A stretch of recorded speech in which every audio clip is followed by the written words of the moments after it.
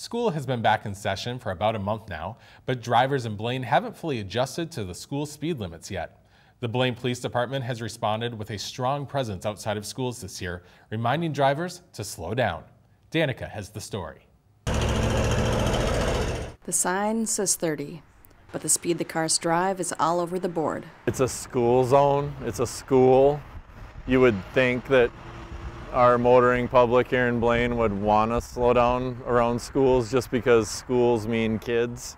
With the number of speeding violations they were seeing, the Blaine Police Department has been taking serious steps to enforce the speed limit this year. We really wanted to send a strong message to the motoring public this year that school speed limit is the limit. Many schools in Blaine have speed limits that are temporarily reduced in the morning and the afternoon, at the times when children are getting to school or leaving school. Large signs outside the school indicate when these speed zones are active. In the first 3 weeks of the school year, officers working in teams put in more than 60 hours of traffic enforcement in school zones. During that time, they have stopped 178 vehicles, giving tickets to more than 60% of the drivers. At Roosevelt Middle School, where we are today, this speed zone alone, it's only operational for about a half an hour in the morning and in the afternoon when the lights come on. And during that time, we have about 9.5 hours total officer time into it. 30 total stops, 25 citations, and 5 warnings. The citations these drivers receive come with a hefty fine.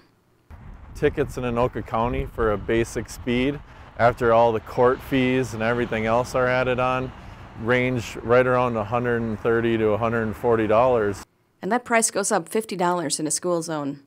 Even so, many drivers are still violating the speed limit.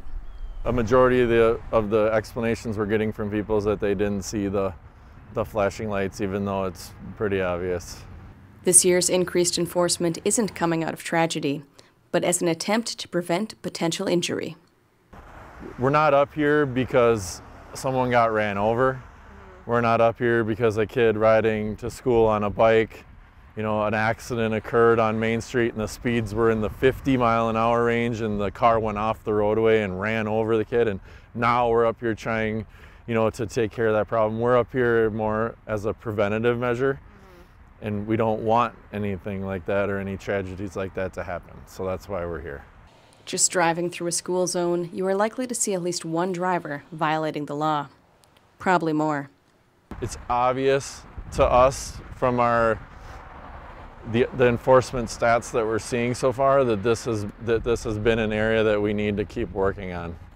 But Sergeant Warner does say that he and his fellow officers believe that more people are driving the speed limit. They say it's better than past years, potentially due to the enforcement that you see outside of a school at the beginning or end of the day. I've noticed a huge difference already, just from the beginning of school this year. People are obeying the 30-mile-an-hour speed, where I haven't seen that as much in years past.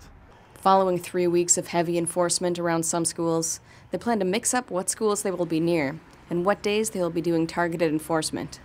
So even if you don't see the officers out for a few weeks, it's not over.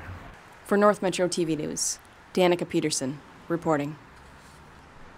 Sergeant Warner told us that at the beginning of the school year, the department was issuing more warnings, but now they have been ticketing a higher percentage of drivers.